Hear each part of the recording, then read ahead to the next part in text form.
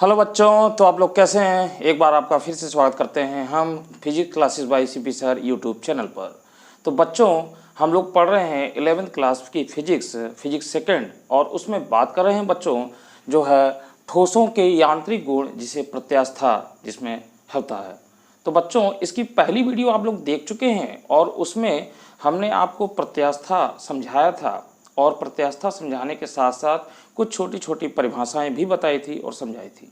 तो बच्चों, आज की इस कड़ी में हम लोग आगे बात करेंगे, मगर उससे पहले एक बार हम लोग हल्का सा इसको रिवाइज करें, यानी कुछ न कुछ कमी अगर बच्चों में रह गई है जो समझ नहीं पाए हैं, जैसे कि प्रत्यास्था क्या है, तो उसको हल्का सा एक बार रिवाइज करते हैं।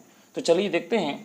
तो बच्चों, मैंने प्रत्यास्था को बताया है कि अगर किसी वस्तु पर हम कोई बल लगाते हैं, ठीक है, और बल हटा लेने के बाद जो है कि वस्तु अपनी पूर्व अवस्था में लौट आती है। तो कुछ वस्तु तो लौट आएंगी और कुछ वस्तु बिल्कुल नहीं लौटती हैं। तो वस्तु लौट आती है, इसका मतलब कि उसके अंदर एक आंतरिक प्रतिक्रिया बल लगता है, जो हम लोग जिसको प्रत्यानयन बल कहते हैं, या रिस्टोरिंग फोर्स इंग्लिश में बोलते हैं बच्चों। तो थोड़ा इसको समझते हैं बच्चों कि प्रत्यास्था का कारण आखिर क्या है। तो बच्चों देखिए, यहाँ पर एक फिगर हम लोग ड्रॉ करते हैं। जैसे कि हमारे पास ये है, मैंने आपको उस दिन भी बताया था, आज फिर से एक बार हम लोग देख लेते हैं इसको। तो बच्चों, ये इस तरीके से मैं एक बार और ड्रॉ कर देता हूँ, ठीक है। ये ऐसे ऐसे एक और बनाना पड़ेगा इसी तरीके से बच्चों।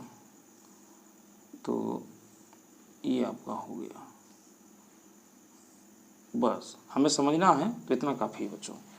अब बच्चों देखिए, जैसे कि हम ये कह रहे हैं, अब मैं एक एक को मिटाऊंगा, ठीक है। यहाँ पे एक स्प्रिंग मैं बना रहा हूँ, तो बच्चों ये हो गया इस तरीके से। इसी तरीके से यहाँ पर ये मान लेते हैं बॉल हमारी है, ये हमारी बॉल है, इस तरीके से स्प्रिंग है।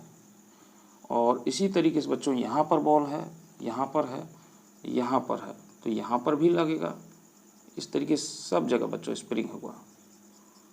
और यहाँ पर, ठीक है, इस तरीके से ये एक पॉइंट है, ये भी इसी तरीके से बच्चों यहाँ पर भी हम लोग देख लें, इस तरीके से। जल्दी जल्दी हम बना देते हैं इस तरीके से, इस तरीके से। तो बच्चों यहाँ पर भी पॉइंट है इस तरीके से, ये देखिए। और यहाँ पर भी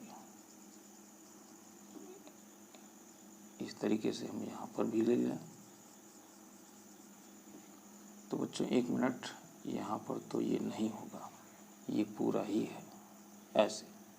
और यहाँ पर होगा,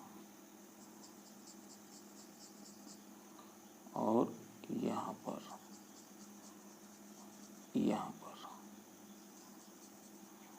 एक यहाँ पर भी बना लें।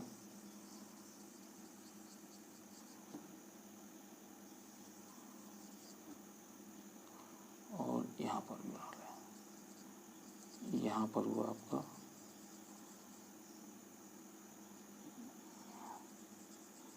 एक यहाँ पर हुआ। इसी तरीके से यहाँ पर पॉइंट है, तो यहाँ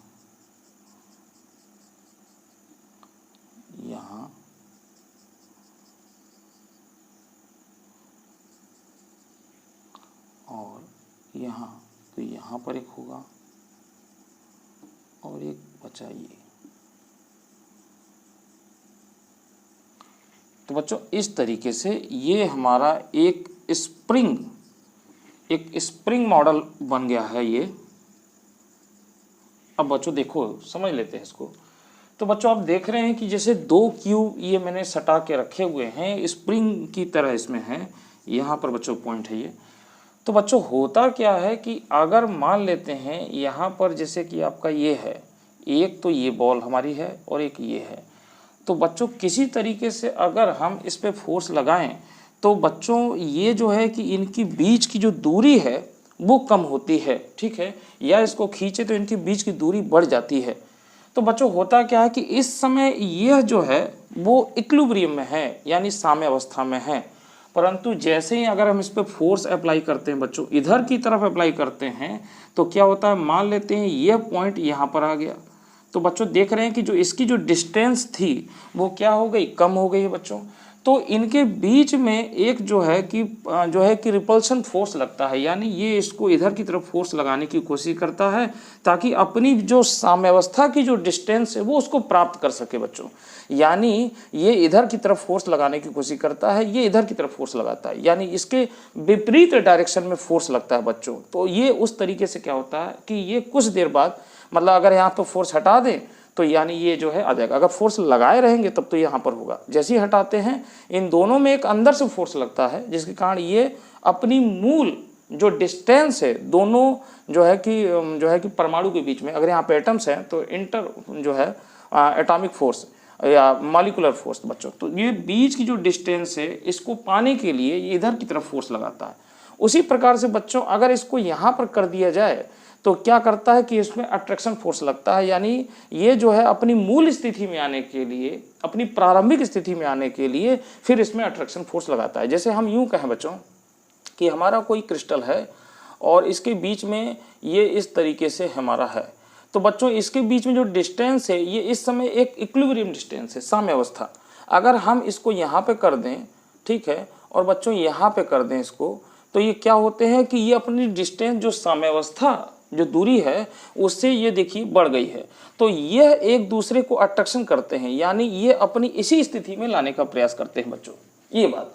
और बच्चों अगर मान लेते हैं इसकी दूरी हम घटा करके इनको पास पास कर देते हैं, जैसे मान लेते हैं हम यहाँ पास पास कर देते हैं बच्चों, ध्यान से देखिएगा, तो बच्चों इनमें क्या होता है कि रिपल्शन फोर्स लगता है, ये फिर से इसकी ओर ये विपरीत डायरेक्शन में ढकेलने का काम करते हैं और ये फिर से मूल अवस्था को प्राप्त करना चाहते हैं।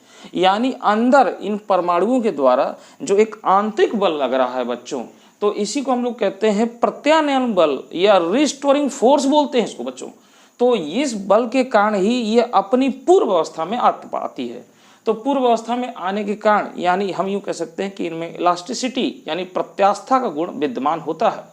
तो बच्चों इसी को समझाने के लिए मैं आपको उस दिन भी बताया था, तो आपको अब समझ में आ गया होगा कि अंतराण्विक जो दूरी है, ये इनके बीच की जो अंतराण्विक दूरी है ये डिस्टर्ब हो जाती है, और डिस्टर्ब होने के कारण ये जो है कि यहाँ के एटम जो हैं या तो इस पर जो है कि रिपल्सन फोर्स लगाते हैं, यानी प्रतिकर्षण फोर्स लगाते हैं साम्यावस्था को प्राप्त करने के लिए, या तो फिर जो है कि ये आकर्षण बल लगाते हैं साम्यावस्था को प्राप्त करने के लिए, यानी अपनी जो मूल दूरी थी उसको पाने के लिए। तो बच्चों आई होप अब आपको समझ में आ गया होगा कि इसकी इलास्टिसिटी का कारण क्या होता है। तो बच्चों परंतु कुछ ऐसे पदार्थ भी मैंने बात किया था आपको कि जो है कि अगर उन पर बल लगाया जाए और बल हटा लिया जाए तो वह अपनी पूर्व अवस्था में नहीं लौट पाते हैं। तो बच्चों उनको जो है हम लोग कहते हैं वो आपके जो है कि सुघट्य पदार्थ हो जाते हैं, और पूर्ण सुघट्य मतलब जो अपनी स्थिति में लौट ना पाए। तो बच्चों ये तो बात हो गई रिवाइज की। अब हम लोग आगे बात करते हैं बच्चों, हमने प्रतिबल पढ़ा था, मैं इसको मिटा रहा हूँ, इसका कोई मतलब नहीं है। तो बच्चों हमने प्रतिबल की बात की थी। प्रतिबल क्या होता है बच्चों, प्रतिबल के लिए हमने ये फार्मूला लिखा था, इसी से हम लोग एक बार और इसको डिफाइन कर सकते हैं। प्रतिबल बराबर यानी प्रत्यानयन बल, प्रत्यानयन बल जिसको हम लोग आंतरिक बल कह रहे हैं बच्चों, और F होता है और यहाँ पर क्षेत्रफल, और ये हमारा हो जाएगा A। तो बच्चों यहाँ पर देख रहे हैं 1/A, यानी एकांक क्षेत्रफल पर जो है कि लगने वाला आरोपित बल या प्रत्यानयन बल, उसी को हम लोग बोलते हैं प्रतिबल। यानी एकांक क्षेत्रफल पर लगने वाले आरोपित बल को ही हम लोग क्या बोलते हैं, प्रतिबल बोलते हैं बच्चों। तो बच्चों प्रतिबल जो होता है ये दो प्रकार का होता है, आज हम लोग इसके आगे पढ़ेंगे, यानी यहाँ तक आपका पिछला टर्न हुआ। अब इस वीडियो में हम लोग आगे पढ़ेंगे बच्चों, ये लेक्चर नंबर 2 होगा आपका, इसकी दूसरी वीडियो आपको मिलने वाली है ये। तो बच्चों प्रतिबल दो प्रकार के होते हैं। ये प्रतिबल एक होता है आपका, यहाँ पे लिख सकते हैं आप, अब हम बच्चों ये कहेंगे कि वस्तु पर, अब नोट भी आपको चाहिए तो लिख सकते हैं, वस्तु पर बल किस प्रकार लगाया जा रहा है, किस प्रकार लगाया जा रहा है अर्थात बल के आधार पर, लगाए गए बल के आधार पर, ऐसे लिख सकते हैं, लगाए गए बल के आधार पर प्रतिबल दो प्रकार के होते हैं। प्रतिबल दो प्रकार के होते हैं। तो बच्चों बल जो हम लगाते हैं वो किस प्रकार से लगा रहे हैं, किस दिशा में लगा रहे हैं, मतलब उसका आधार क्या है, उसके आधार पर ये दो प्रकार के होते हैं। तो पहला होता है बच्चों अभिलंब प्रतिबल। अभिलंब प्रतिबल, इसको कहते हैं बच्चों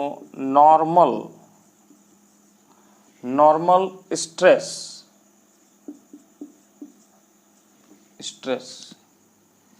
नॉर्मल स्ट्रेस। और बच्चों दूसरा जो होता है वो होता है आपका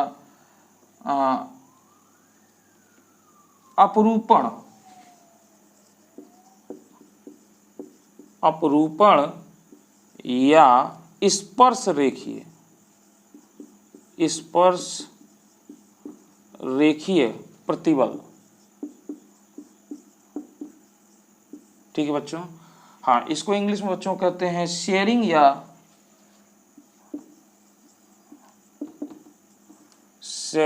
और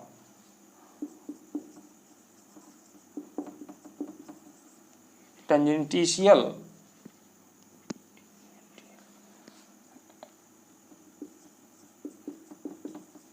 स्ट्रेस। तो बच्चों अब हम लोग इसको समझेंगे अभिलंब प्रतिबल क्या होता है।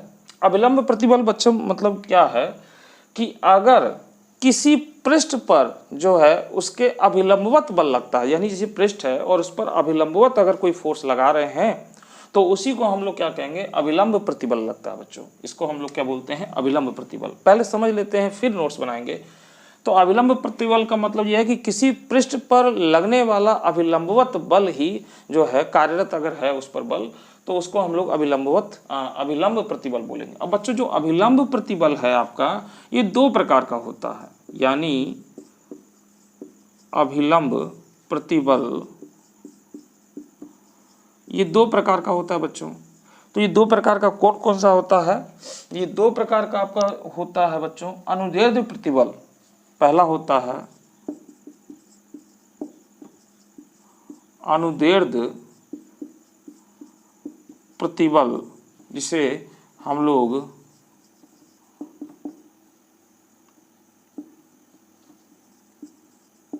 लॉन्गिट्यूडनल स्ट्रेस बोलते हैं। और दूसरा बच्चों होता है आयतन प्रतिबल, यानी वॉल्यूम स्ट्रेस।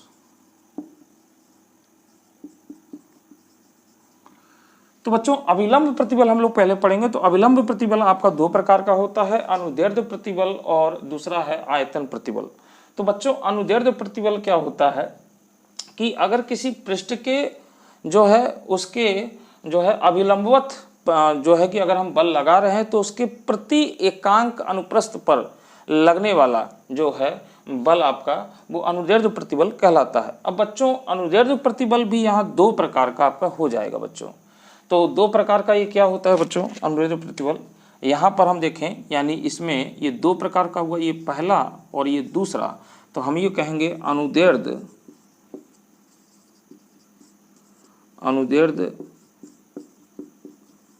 प्रतिबल। तो बच्चों ये भी दो प्रकार का होता है। इसमें स्मॉल कैपिटल ए में हम दिखाते हैं, यहाँ पे इसको बोलते हैं बच्चों तनन प्रतिबल और दूसरा आपका होता है संपीडन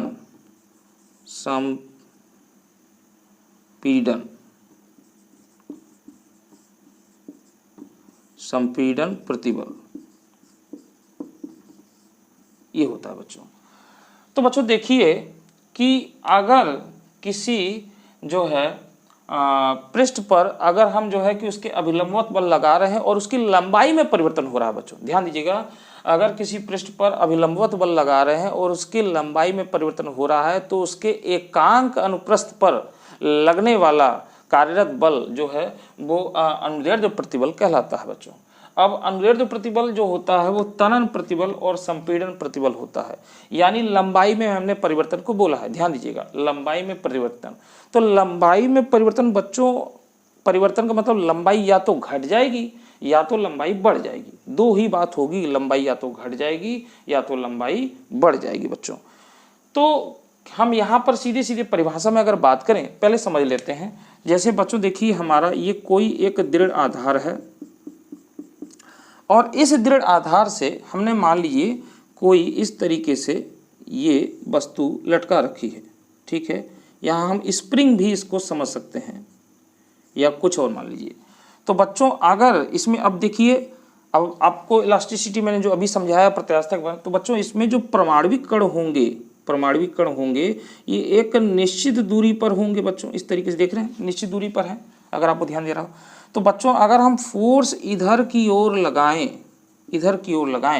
तो फोर्स अगर इधर की ओर लगा रहे हैं यानी इसको खींच रहे हैं बच्चों, इसको क्या कर रहे हैं, खींच रहे हैं, तो इसकी कुछ देर बाद हम दूरी देखते हैं कि बच्चों इस तरीके से हो गई, यानी ये फोर्स हमारा इधर की ओर लगा। तो बच्चों आप देखेंगे कि अगर हम इसको खींचेंगे तो इसके जो परमाणुओं की अंतराणविक दूरी है, यानी इनके बीच की दूरी है, वो क्या हो जाएगी, बढ़ जाएगी। तो बढ़ जाएगी तो इसके परमाणु क्या होंगे, इस विपरीत दिशा में बल लगाएंगे, वो हो जाएगा आपका आंतरिक प्रतिक्रिया बल या प्रत्यानयन बल हो जाएगा बच्चों। यानी ये अपोजिट डायरेक्शन में एक बल लगाते हैं बच्चों। तो यहाँ पर क्या होगा बच्चों, इसकी लंबाई है बढ़ गई, तो बढ़ गई इसीलिए इसका है तनन प्रतिबल। इसको टेंसाइल बोलते हैं, टेंसाइल स्ट्रेस बोलते हैं, मैंने नहीं लिखा है, और इसको बोलते हैं कंप्रेस। कंप्रेस माने दबाना, अभी आते हैं इस पर बच्चों। तो ये टेंसाइल यानी तनन बच्चों, इसमें तानने की, हमने इसको ताना है, खींचा है, और ताने कारण इसकी लंबाई में क्या होगी, वृद्धि हो गई। मान लेते हैं ये आपकी लंबाई यहाँ से लेके ये यल है, ठीक है, ये आपकी लंबाई यहाँ से लेके यल है, और बच्चों इसमें जो है कि ये लंबाई आपकी, ये लंबाई जो है यहाँ से हम कहेंगे यल प्लस डेल्टा यल बढ़ गया, मतलब डेल्टा यल की इसमें वृद्धि हो गई, या यूँ कहें सीधे सीधे कि एल डैश ये दूसरी लंबाई हो गई, ये बढ़ी हुई लंबाई हो गई, यानी एल डैश बराबर हम यूँ कह सकते हैं प्रारंभिक लंबाई और इसमें जो वृद्धि हुई है दोनों को जोड़ दिया गया। तो बच्चों ये आपका हो गया तनन प्रतिबल, ये आपका हो गया तनन प्रतिबल। अब कंप्रेस यानी संपीड़न प्रतिबल क्या होगा, तो बच्चों इसमें क्या हो गई कि लंबाई वृद्धि हो गई, बढ़ गई, यानी इसमें क्या होगा, लंबाई में कमी आ जाएगी। जैसे यहाँ पे हम लोग देखते हैं, यहीं पे देख लेते हैं बच्चों, यहाँ देखते हैं। तो जैसे आपका ये कोई दृढ़ आधार है इस तरीके से, और यहाँ पर मान लीजिए बच्चों इस तरीके से ये हमारी ओरिजिनल, ये पहले की लंबाई है, इस तरीके से, इस तरीके से। तो बच्चों ये आप देख रहे हैं यहाँ जो लंबाई है ये है आपकी L, ये क्या है L, और बच्चों इस पर हमने एक फोर्स लगाया तो इसकी जो लंबाई थी वो कुछ इस तरीके से हो गई। तो इसकी लंबाई बच्चों देखिए पहले L थी, फिर ये L डैश हो गई, यानी लंबाई इसकी कमी हो गई, फोर्स हमने ऐसे लगाया। तो बच्चों क्या हो गया, इसमें कंप्रेस हो गया, कंप्रेस हो गया। जैसे हम किसी चीज़ पर अगर खड़े हो जाएं और तो उस पर क्या होगा, उसका जो है आपका परिवर्तन हो जाएगा आकार, ठीक है। तो बच्चों ये हो गया आपका संपीड़न प्रतिबल, यानी ये इसमें कंप्रेस हो गया, इसमें लंबाई आपकी घट गई और इसमें आपकी लंबाई बढ़ गई, यानी कुल मिला के लंबाई में परिवर्तन हुआ मगर दो अलग प्रकार से, एक में वृद्धि हुई तो एक में कमी हो गई। तो ये आपके आ जाएंगे अनुदैर्ध्य प्रतिबल में बच्चों आ जाएगा। अब बच्चों अगला जो है वो आयतन प्रतिबल है। तो आयतन प्रतिबल क्या होता है बच्चों, आयतन प्रतिबल, तो आयतन प्रतिबल बच्चों होता है कि अगर आपका मान लेते हैं इस तरीके से कोई वॉल्यूम हमने यहाँ पर कंसीडर किया लिया, तो बच्चों इसमें अगर सभी दिशाओं से अगर हम समान फोर्स लगाएं, यानी इसकी परिभाषा इस तरीके से बन सकती है कि अगर किसी वस्तु पर समान तलों पर समान बल लगाया जाए, यानी इसके सभी प्रत्येक तल पर जो है कि एक समान फोर्स लगाया जाए। इस तरीके से आप देख रहे हैं, यहाँ भी फोर्स लगाया हमने, यहाँ भी फोर्स लगाया। तो बच्चों जो इसका ये है, ये इसके आयतन में परिवर्तन हो गया, यानी इसका आयतन अब जो है घट गया, या अगर इसको खींचेंगे तो हो सकता है आयतन बढ़ जाएगा। तो यानी बल हम लोग इस दिशा में लगा रहे हैं तो आयतन इसका घट जा रहा है। तो हम यूँ कह सकते हैं कि बच्चों कि जब किसी वस्तु के पृष्ठ, यानी किसी वस्तु के पृष्ठ के सभी तलों पर, प्रत्येक तलों पर एक समान बल लगाया जाए तो उसके आयतन में परिवर्तन हो जाता है, अर्थात उसके एकांक, मतलब उसके आयतन में परिवर्तन हो जाता है तो उसके एकांक क्षेत्रफल पर जो आयतन का विरोध, आयतन परिवर्तन का विरोध होता है, तो उस प्रतिबल को हम लोग आयतन प्रतिबल कहते हैं। अभी हम लोग इसको लिख लेंगे, फिलहाल मैं आपको समझा रहा हूं कि इस तरीके से ये आयतन प्रतिबल हुआ।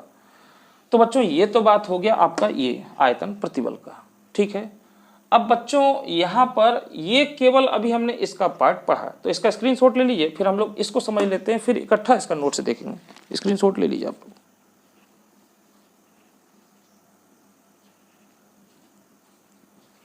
हाँ बच्चों, तो स्क्रीनशॉट आपने लिया होगा। तो बच्चों अब हम लोग बात कर लेते हैं अपरूपण या स्पर्श रेखीय प्रतिबल पर। तो बच्चों देखिए, मैं इसको मिटा रहा हूं।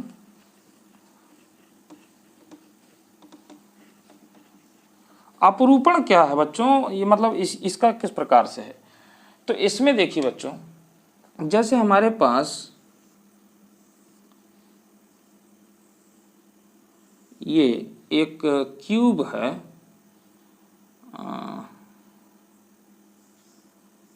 इस तरीके से। अब स्प्रिंग नहीं बनाएंगे आप, उसके लिए मत सोचिए कि स्प्रिंग हम बना रहे हैं, स्प्रिंग मॉडल नहीं। तो बच्चों देखिए, ये हमारा एक क्यूब है, यानी घनाकार है कोई चीज़।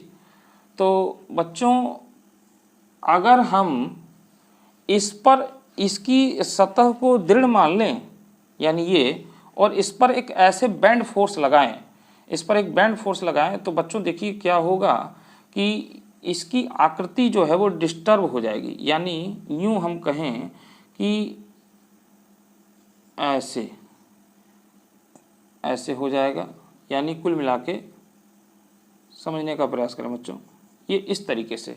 यानी आपको ऐसे हम समझाएं, देखिए क्या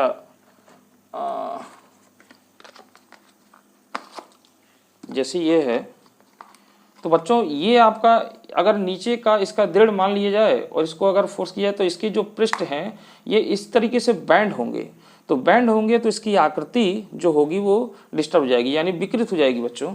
तो यहाँ पर जो है कि इसका जो है कि बच्चों इसके एकांक क्षेत्रफल में, यानी जो एकांक क्षेत्रफल में जो होने वाला परिवर्तन होगा वो आपका अपरूपण या स्पर्श रेखीय प्रतिबल कहलाएगा। ये इसका मतलब हुआ बच्चों, यानी इस तरीके से नीचे का आधार दृढ़ मान लें और इसको इस तरीके से। तो बच्चों ये अपरूपण या स्पर्श रेखीय मतलब होता है इसकी सतह से, यानी इसके स्पर्श रेखीय सतहों पर जब बल लगाते हैं तो इसके जो पृष्ठ के कण हैं वो इस तरीके से इसमें विस्थापन होता है। तो यानी बल बच्चों इस तरीके से लगेगा, और मतलब इधर की ओर हमने लगाया है तो ये इधर की ओर, यानी इसकी ओर देखिए, यहाँ से ये तल इस तरीके से झुक जाएगा। तो इसी को हम लोग अपरूपण या स्पर्श रेखीय प्रतिबल कहते हैं बच्चों। अब बच्चों इसका जो अगला पार्ट है वो है विकृति, वो है आपका विकृति। ठीक है बच्चों, तो हम लोग आगे देखते हैं विकृति।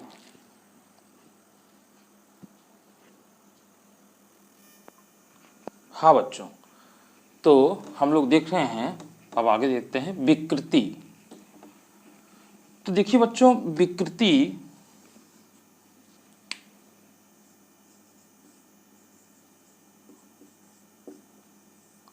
तो बच्चों विकृति यानी इसको स्ट्रेन बोलते हैं। स्ट्रेन वो था आपका स्ट्रेस और ये है स्ट्रेन। तो बच्चों विकृति देखिए क्या है, जब किसी वस्तु पर विरूपक बल लगाते हैं तो विरूपक बल लगाने से उसका आकार जो है कि उसका आकार बदल जाता है, परिवर्तन हो जाता है बच्चों। तो इसमें जो है कि उसके आकार में परिवर्तन हो जाता है, यानी हम विकृति कह सकते हैं किसी वस्तु के जो है कि आकार में एकांक, उसके भिन्नात्मक होने वाले परिवर्तन को ही हम लोग क्या कह सकते हैं, विकृति कहते हैं। ठीक है बच्चों, यानी विकृति जो है बच्चों ये बीमाहीन होता है। यानी हम कह सकते हैं बीमा में परिवर्तन यानी प्रारंभिक बीमा और दूसरी बीमा यानी अनुपात होता है। या इसको सीधे सीधे यूँ कहें, जैसे हमारे ये जो है कि दृढ़ आधार से कोई स्प्रिंग है और इसकी लंबाई को हमने अगर खींच दिया बच्चों, तो इसकी जो प्रारंभिक लंबाई होगी यानी इसकी जो लंबाई में वृद्धि हुई, जितनी वृद्धि हुई, यानी इसकी लंबाई पहले यहाँ तक थी, ये इसकी प्रारंभिक लंबाई होगी बच्चों, और इसकी लंबाई में ये डेल्टा एल की वृद्धि हो गई, यहाँ से यहाँ तक इतना बढ़ गया। तो हम कह सकते हैं लंबाई में वृद्धि बटे प्रारंभिक लंबाई। तो इसके अनुपात को ही बच्चों विकृति कहते हैं। सिंपल सी बात, बस ऐसे आप समझें कि अगर लंबाई में वृद्धि बटे प्रारंभिक लंबाई, इसके अनुपात को ही हम लोग क्या कहते हैं, विकृति कहते हैं। तो बच्चों ये भी लंबाई, तो बताइए इसका बीमा होगा? नहीं, इसका बीमा होगा, ये बीमाहीन होती है, क्योंकि ये एक अनुपात होता है। तो बच्चों इसी तरीके से विकृति जो है वो आपकी 3 प्रकार की होगी। एक होगी अनुदैर्ध्य विकृति, यानी इसमें भी वही होगा, अनुदैर्ध्य विकृति। दूसरा होगा बच्चों आयतन विकृति,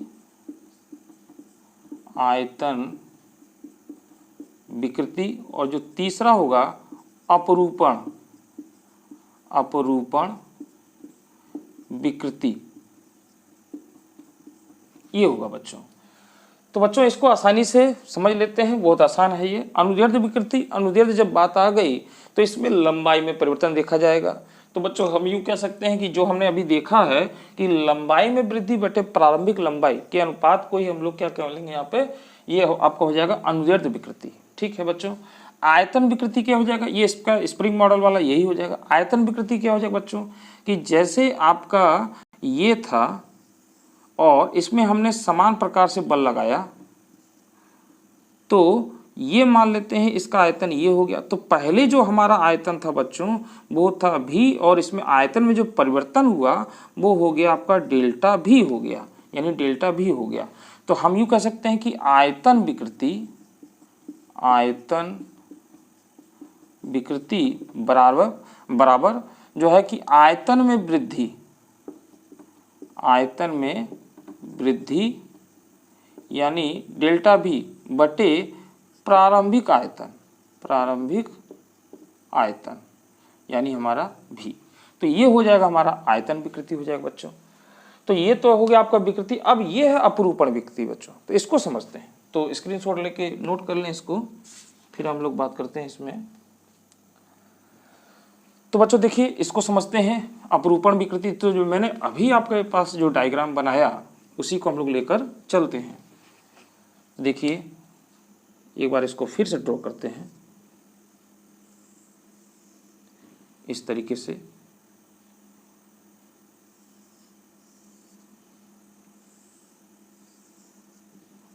ये थोड़ा सा इसको और ऊपर ले लें।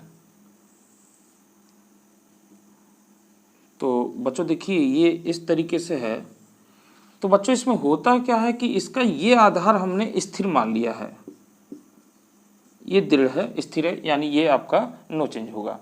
तो बच्चों इस तरीके से देखिए यहाँ पर ये इसको अगर मैं मिला दूँ, समझने का प्रयास करिएगा, और ये यानी इस तरीके से हो गया बच्चों, और उसी तरीके से यानी ये आगे बढ़ जाएगा, यानी इस तरीके से ये। तो बच्चों आप देख रहे हैं, आप अब देख पाएंगे बच्चों कि इस तरीके से यानी इसमें जो इसका जो है यहाँ पर बच्चों थीटा डिग्री का एक विस्थापन हो रहा है, यानी इसका जो तल है, यानी ये तल हम लोग ऐसे फोर्स लगा रहे हैं और यहाँ पर ये थीटा डिग्री का विस्थापन हो रहा है बच्चों, इस तरीके से देख रहे हैं इस यहाँ पर। तो ये इसके जो है बच्चों नीचे वाला आधार इसका स्थिर है, दृढ़ है, और जब हम फोर्स ऐसे इस पर अप्लाई करते हैं तो इसका जो तल है ये ऐसे बेंड होता है बच्चों।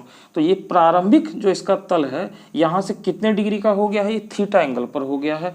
तो थीटा एंगल पर हो गया है तो यहाँ पर जो अपरूपण विकृति आएगी बच्चों, तो यानी थीटा यही होगा। तो इसमें मान लेते हैं कि बच्चों यहाँ इसका था और यहाँ पर ये इसका पृष्ठ पहुँच गया, तो ये जो इसने दूरी जो तय किया वो कितना किया, L। तो हम यूँ कह सकते हैं L, और इसके ये घनाकार भुजा है तो इसकी जो प्रारंभिक लंबाई होगी L। तो बच्चों ये जो विकृति हमारी आई यही आपकी क्या है, अपरूपण विकृति है। यानी इस घनाकार जो है कि घनाकार वस्तु की जो लंबाई है आपकी प्रारंभिक लंबाई वो L है, परंतु हमने इसको स्पर्श रेखीय जो है कि इस पर बल आरोपित किया और नीचे का आधार जो है कि वो स्थिर था। तो यानी इसके स्थिर आधार के जो है कि अभिलंबवत इसके पृष्ठ पर हमने बल लगाकर इसको थीटा डिग्री कोण पर विचलन किया, यानी विचलन से दिया जाता है। तो यानी इसके स्थिर आधार के अभिलंबवत जो है कि इसके पृष्ठ पर बल लगाकर इसका जो है कि थीटा कोण पर जब इसका विचलन किया तो इसने L दूरी इसकी विस्थापित हुई। तो यानी इसमें L विस्थापन बटे इसका प्रारंभिक लंबाई, इसी के अनुपात को हम लोग क्या कह रहे हैं, अपरूपण विकृति। तो बच्चों इस तरीके से आपने अपरूपण विकृति और प्रतिबल को आसानी से समझा बच्चों। तो हालांकि वीडियो बहुत ज़्यादा लंबी हो जाएगी बच्चों, तो इसका नोट्स हम लोग अगली वीडियो में देखेंगे। केवल हमको लिखना रहेगा, आज हमने समझा तो उसमें हम लोग लिखेंगे भी और समझेंगे भी थोड़ा बहुत, क्योंकि आज हमने केवल समझने वाला कार्य किया है और हमने नोट्स नहीं बनाए हैं। तो अगले वीडियो पर हम लोग इसके नोट्स देखेंगे, यानी इनकी परिभाषाएं देखेंगे और इसके बारे में लिखेंगे और फिर इसके आगे हम लोग बात करेंगे। ठीक बच्चों, तो ये वीडियो कैसा लग रहा है बच्चों आपको? अगर आपको अच्छा लग रहा है तो इसको लाइक करिए, शेयर करिए, अन्य बच्चों तक पहुंचाइए और कमेंट्स में बताइए, अपने सुझाव हमें दीजिए। ठीक बच्चों, तो मेरी वीडियो में लगातार बने रहिए और जो है जो बच्चे नए हैं इस चैनल पर तो वो इसको सब्सक्राइब कर लें और जो है बेल आइकन को दबा लें। ठीक है बच्चों, तो अगली वीडियो में फिर मुलाकात होगी, तब तक के लिए मुझे दीजिए इजाज़त। धन्यवाद।